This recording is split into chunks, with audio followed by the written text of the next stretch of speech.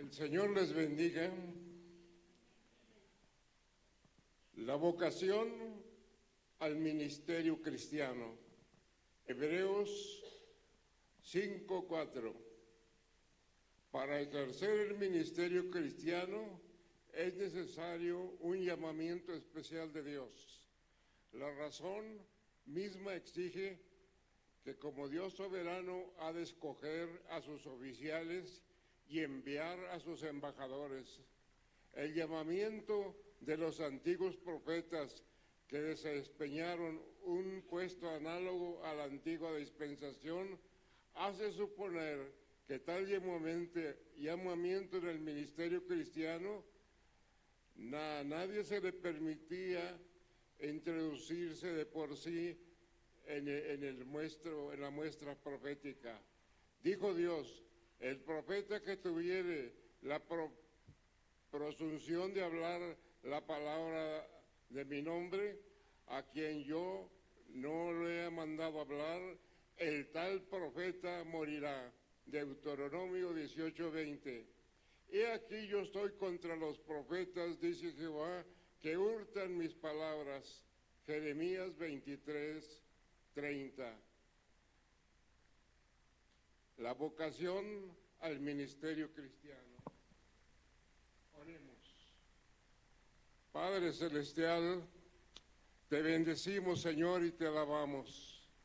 Ahora, Señor, en el momento que se ha de exponer tu palabra, te pedimos que tú nos des tu mensaje, que nos sufra tu mensaje por causa del que le expone, sino que sea de bendición para tus hijos aquí presentes. Ayúdanos y guíanos. Por Cristo Jesús. Amén. Hermanos, en este día muchas iglesias celebran el Día del Pastor. No diremos que todas las iglesias, pero muchas iglesias celebran a sus pastores este día. Hermanos, en el Nuevo Testamento siempre se habla de los ministros como designados por Dios. Esto es cierto de los apóstoles. A los apóstoles les llamó Dios. Después envió 70 y dijo: de dos en dos irán y llevarán la palabra de Dios. Pero lo que también es cierto del ministerio, se necesita ser enviado. Los ancianos, los apóstoles de Éfeso habían sido puestos por el Espíritu Santo como sobreveedores del rebaño. Hechos 20:28. Arquipo había sido recibido su ministerio de Dios. Colosenses 4:17. Y Pablo y Bernabé habían sido apartados para su obra por el Espíritu Santo. Hechos 13:2. Por eso empero dice el Espíritu Santo: apártame a Saulo y a Bernabé, porque les es necesario que vean, que sufran lo que les he preparado. El ministerio cristiano es un don especial de Cristo a la iglesia, porque Él mismo dio a unos por apóstoles, a otros por profetas, a otros en algún otro ministerio como pastores, doctores, pero todo fue para el perfeccionamiento de los santos de la iglesia, para el cuerpo de Cristo. Efesios 4:12. Edificación del cuerpo de Cristo. Para eso han sido puestos. Los dones para estos puestos fueron dados por Dios en contestación a las oraciones de su pueblo. Romanos 12, 6 al 7. Y también lo dice en Lucas 10, 1 al 2. Fue en contestación a las oraciones de su pueblo que dio pastores, profetas, doctores y demás hombres de Dios llamados para este ministerio. El ministerio, pues, no se escoge. Un hombre podría escoger una profesión consultando solamente su inclinación o interés por algún servicio. Libremente puede escoger ser ingeniero, licenciado o lo que sea. Esa es su elección según su capacidad y según la inclinación que tenga. Pero conocimos un hombre llamado Dionisio Piña, que en su tiempo fue a la universidad y doctoró como ingeniero, trabajó mucho tiempo y en cierto tiempo el Señor lo llamó al ministerio. Dejó de ejercer su profesión después de ir al seminario, pastoreó y se dedicó a construir templos y a pastorear iglesias. Piña. Hombres de Dios. El ministerio, pues, no se escoge como un hombre pudiera escoger una profesión. El ministerio se entra en obediencia a un llamamiento especial de Dios. El énfasis que las Escrituras dan a la vocación divina del ministerio establece una distinción bien marcada entre el llamamiento al ministerio y la elección ordinaria a una profesión cualquiera. En el caso del ministro, el trabajo obliga en conciencia que debe de ocuparse de él. Nadie puede dejar de hacerlo sin incurrir en culpabilidad. Pero en el caso del que lo elige o elige otra profesión, no tiene ningún problema si elige otra profesión que no sea el llamado. Puede ser ministro de Jesucristo. Para ser ministro de Jesucristo se necesita espina dorsal para estar tras del púlpito, porque se necesita capacidad mental, conocimientos bíblicos. Por eso dice la Escritura: procura con diligencia presentarte a Dios como obrero que no tiene de qué avergonzarse, que traza bien la palabra de verdad. Segunda Timoteo 2:15. El obrero que no conoce su herramienta no puede ser útil. Por eso dice, tiene que tener capacidad mental, tiene que tener actitud para enseñar. Lo que has oído de mí entre muchos testigos, esto encarga a los hombres fieles que serán idóneos para enseñar también a otros.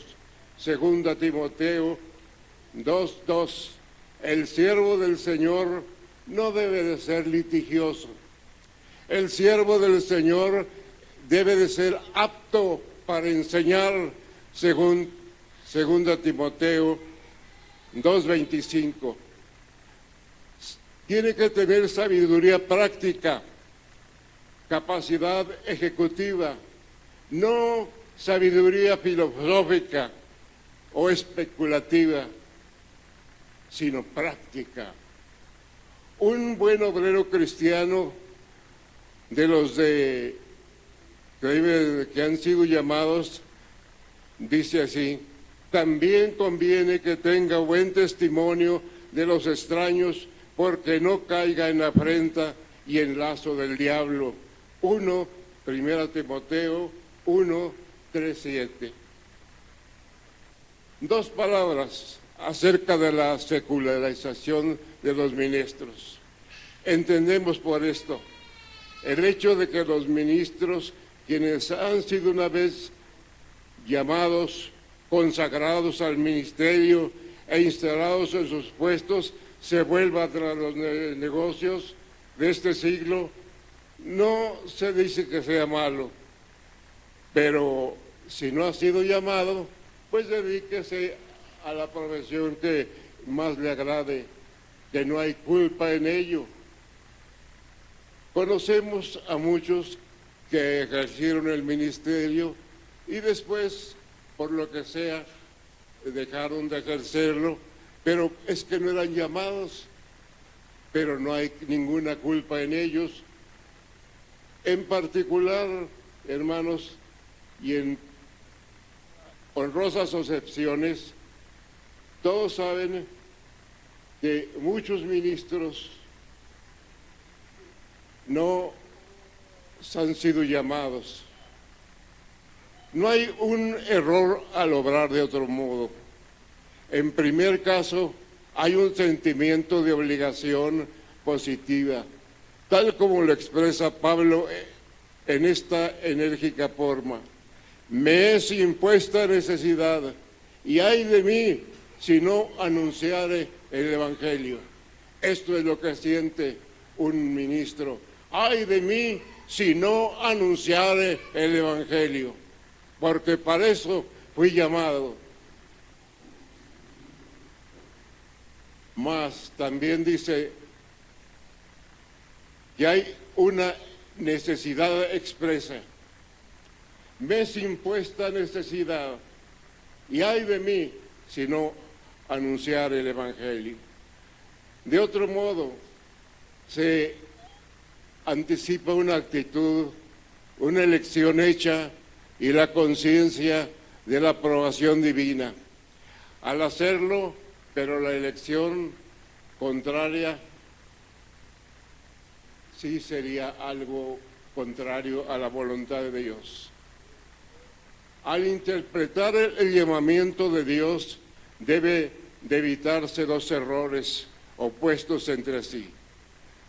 Si una vez se cree que si uno cree que el llamamiento es divino, consiste en una preferencia por el trabajo del ministerio, el resultado de algunos hombres atraídos solo por los gustos literarios, una ambición profana de entrar como rondón a las iglesias sin aportar nada, sin tener mensaje, como lo hemos visto en la lectura que hace unos momentos se hizo. Aquellos que dicen, dijo Jehová, cuando tales profetas no han recibido de mí ningún mensaje, sino que andan, como dicen, de rondón, nomás haciendo ruido en medio de las iglesias. Al interpretar el llamamiento divino, debe de evitarse los errores, porque es un llamamiento divino. Algunos hombres atraídos por la literatura, por la oratoria, por el de querer lucirse, lo hacen, pero no son llamados. Voy a compartir con ustedes parte de esta enseñanza. Hemos preparado unas hojas que les van a repartir para que ustedes los estudien. Casi por lo general, yo siempre participo con una hoja escrita. Es que dicen por ahí que las palabras el viento se las lleva, pero lo escrito, escrito está. Una hoja por familia para que alcance para todos.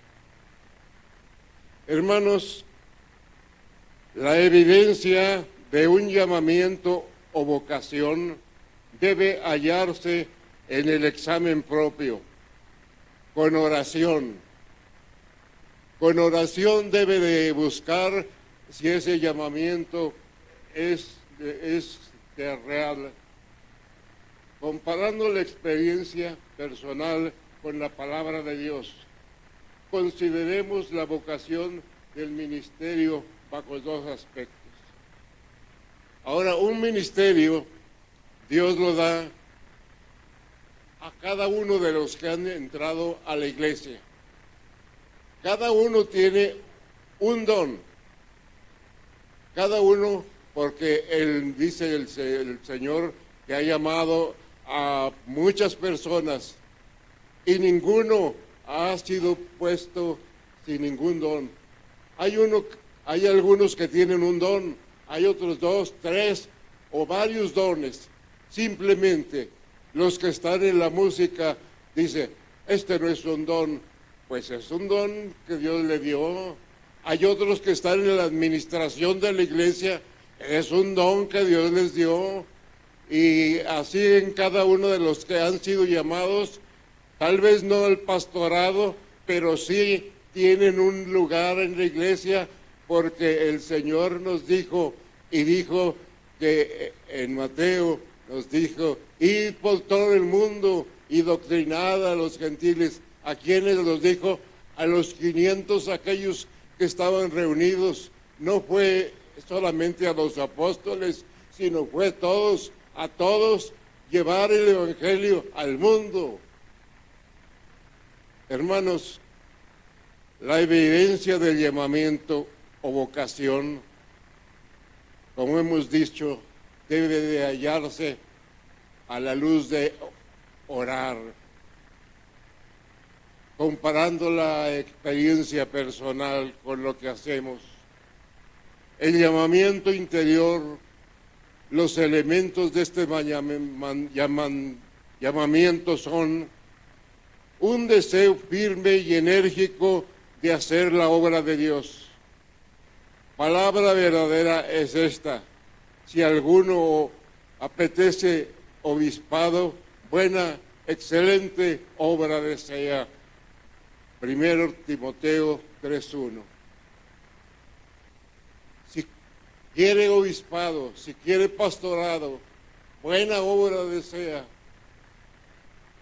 Hermanos, alguna vez estuve en un pastorado,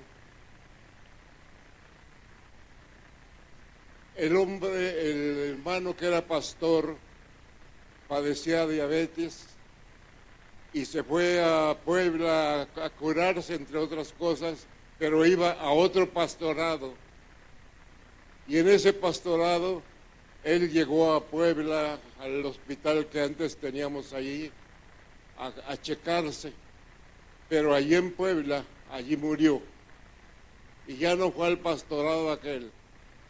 Pero antes en la iglesia nombró a unos. Y especialmente había 2 diáconos. Y dijeron, el hermano fulano y tal, ellos deben de ser los diáconos de la iglesia que asumen la responsabilidad. Ninguno quiso, ni ninguno de la iglesia quiso. Todos huyeron al trabajo y arguyeron que no tenían capacidad. Y de repente por ahí un hermano dijo, pero aquel joven sí puede hacerlo. Y yo me defendí, ese joven era yo. Y yo me defendí y dije, yo no tengo capacidad. Dije, y voy a suplir a un arquitecto, un ingeniero, uno que ya fue graduado de un seminario, aparte de ser graduado de universidad. Dije yo no puedo. Y de momento callaron y me dijo el pastor, mire hermano, a mí me puede decir que no. A esta iglesia usted le puede decir que no, pero a Dios no le puede decir que no. Y desde entonces, pues no hubo más que obedecer a Dios fui a un lugar por ciertas circunstancias, a Juan Aldama y Miguel Ausa. Estaba yo recién casado, mi esposa era maestra, y me vi en aquel pueblo. No había nada de obra en ese tiempo, en Miguel Ausa y en Juan Aldama. Y entonces dije yo que aquí no hay nada. Entonces claramente me dijo el Señor en mi corazón, bueno, ¿y para qué te traje? Y en aquella hicimos la obra. Dejamos templos construidos en Miguel Ausa y en Juan Aldama, iglesias constituidas. Cuando salí yo de allí, después de unos 15 años, entregué a pastores y demás con las iglesias, con sostenimiento propio, y los dejé. Y yo dije ya terminó mi trabajo. Y resulta de que yo dije, al fin ya no voy a hacer nada, me voy a descansar, me voy a ir de vacaciones y demás. Ya entregué las iglesias, pero mi esposa le había pedido un cambio de escuela hacía unos 3 años y se lo dieron a Zacatecas, a Guadalupe. Y entonces yo le dije, yo no puedo dejar las iglesias, ahorita no puedo. Pasó el tiempo, regresó el cambio que le daban, le hicieron firmar en el sindicato que ya había pedido cambio y no lo quiso. Después me dijo, ahora sí, después de unos tiempo, pido mi cambio. Dije, bueno, como está la feria, llévate algo de ropa para el niño. Mi niño era uno que está por allá en otra iglesia, pues también que cuando le decían, tú vas a ser pastor, igual que tu papá. No, yo no. Y por ahí está metido en otra iglesia, muy metido.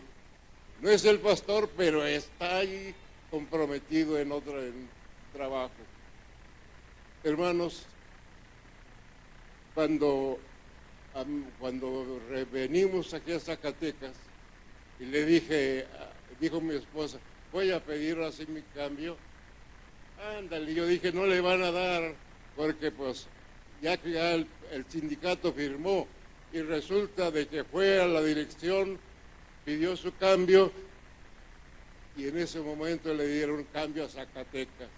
Dijo, mañana se presenta aquí, tanto que yo me tuve que regresar solo para arreglar las cosas, y después tuve que venir, y después del tiempo me llamó la iglesia, que está allí en González Ortega, y estuve ahí como unos 8 o 10 años allí, y ya. Y yo dije, ¿y ya fue todo? Pues no fue todo, porque aquí lo estoy aburriendo en esta ocasión, y estamos exponiendo la palabra del Señor. Dice, para un llamamiento interior debe de sentir el que quiere ser pastor, debe haber deseo, como ningún hombre puede tenerlo. Esto es algo más que un amor por la declamación o demás. Esto es un amor por la obra y un amor por las almas que se pierden. Una convicción permanente del deber de predicar es lo que debe de sentir.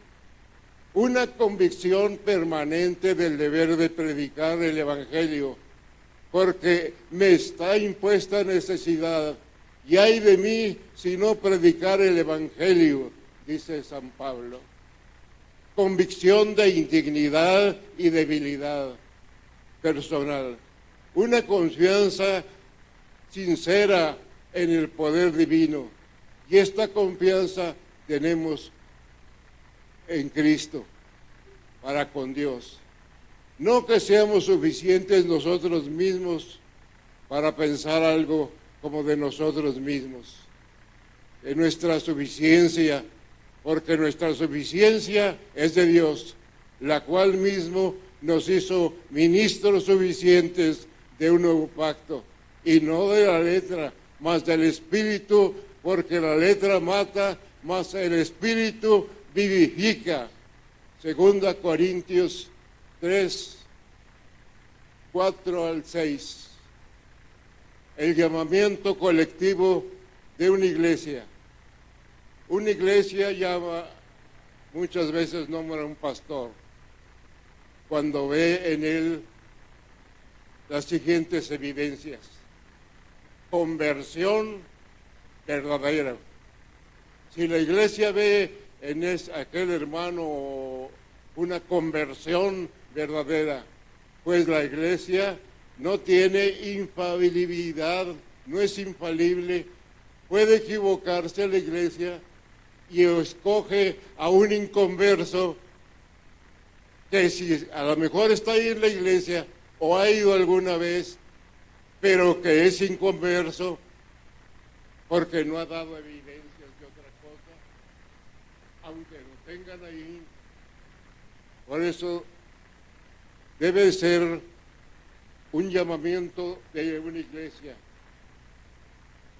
Un ministro inconverso es un peligro, no solo por la tremenda responsabilidad que contrae, sino por la multitud de los que asisten a su ministerio y beben de su enseñanza religiosa. Todos aquellos que beben de su exigencia religiosa, de su enseñanza, pues es un problema, porque muchos tratan de imitar al pastor, y si aquel otro no es un buen ejemplo, entonces, ¿qué será de los feligreses? Por eso escrito está, sin pensarlo mucho, muchos toman al pastor como modelo. La piedad no puede ser sustituida con oratoria, porque habla bonito, o con sabiduría. El hermano tiene mucha sabiduría, sí, pero no es sabiduría lo que quieren la iglesia. Los hermanos no quieren sabiduría, no quieren oratoria, no quieren filosofía, quieren palabra de Dios. Y palabra de Dios, solamente el que es enviado por Dios es el que tiene palabra de Dios. Hermanos, debe de tener sanidad en la doctrina. Habla lo que conviene la doctrina. Esta es la recomendación. Habla lo que conviene, la sana doctrina. 2 Timoteo 1:13. Y en Tito 2:1 dice, retén la forma de las sanas palabras. Retén la forma de las sanas palabras. El hombre que no tiene convicciones doctrinales, el hombre que no tiene convicciones y que no es convertido, no puede ser pastor, porque para esto se necesita oír a Dios, ser llamado de Dios, tener una conversión y tener buen testimonio de los de adentro y de los de afuera. Oremos, hermano. Bendito Dios, Señor, tu palabra ha sido expuesta. Te pedimos que sea de bendición para tus hijos y que sea aquello que tú quieres. Por Cristo Jesús. Amén.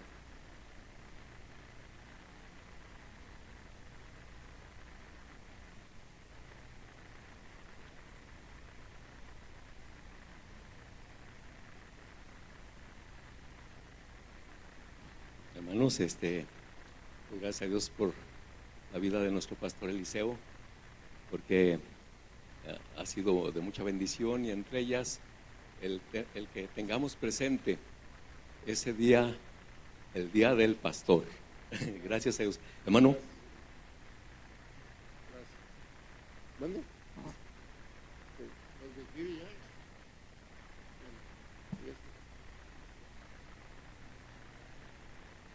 Bien, pues es bueno, como dijo nuestro hermano, el que honremos a nuestros pastores, y pues tenemos un regalo para los pastores de la iglesia. Es pura palabra de Dios, pura palabra de Dios. Aquí hay unas palabras del Señor Jesús, y estas palabras dicen: ¿quién es pues el siervo fiel y prudente, al cual su Señor puso sobre su casa, para que les dé el alimento a tiempo? Esa es la palabra de Dios, hermano.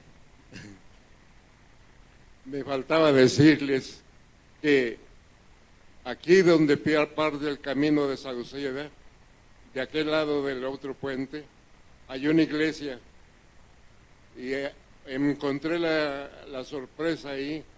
Dice: usted fue mi pastor 3 años y él es pastor de esa iglesia. Gloria a Dios. Entonces, hermanos, quiero hacer un poquito de énfasis acerca de la palabra de Dios que está aquí. Fíjense cómo Dios acomoda las cosas. Yo no sabía lo que el pastor iba a predicar, pero aquí habla: ¿quién es pues el siervo fiel y prudente, al cual puso su Señor? Al cual puso su Señor sobre su casa. ¿Qué quiere decir casa en la Biblia? Familia. O sea, fíjense, Dios puso sobre su familia, y Él es el que pone. Les platico algo muy relacionado aquí con nuestro hermano. Saben, por los 40, un adolescente en los Estados Unidos, y a este jovencito, Dios le dijo que iba a bendecir Zacatecas, y él andaba súper entusiasmado con lo que Dios le estaba diciendo.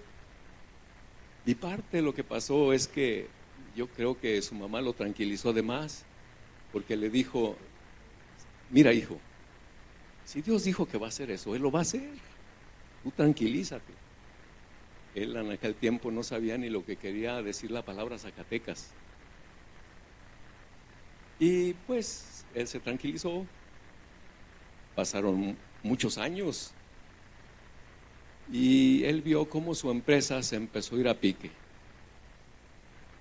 y hizo un pacto con Dios. Le dijo: Señor, si tú enderezas mi empresa, yo voy a Zacatecas. Y su empresa empezó para arriba. Y no fue solamente eso, fue que también llegó un hermano a su oficina y le dejó un fajo de dólares y le dijo: yo no sé, Dios me dijo que trajera eso, y se los entregó. Así que no le quedó más pretexto que venir al hermano John Warwick, verdadero profeta de Dios, por muchas razones. Y él vino por primera vez a Zacatecas en 1983.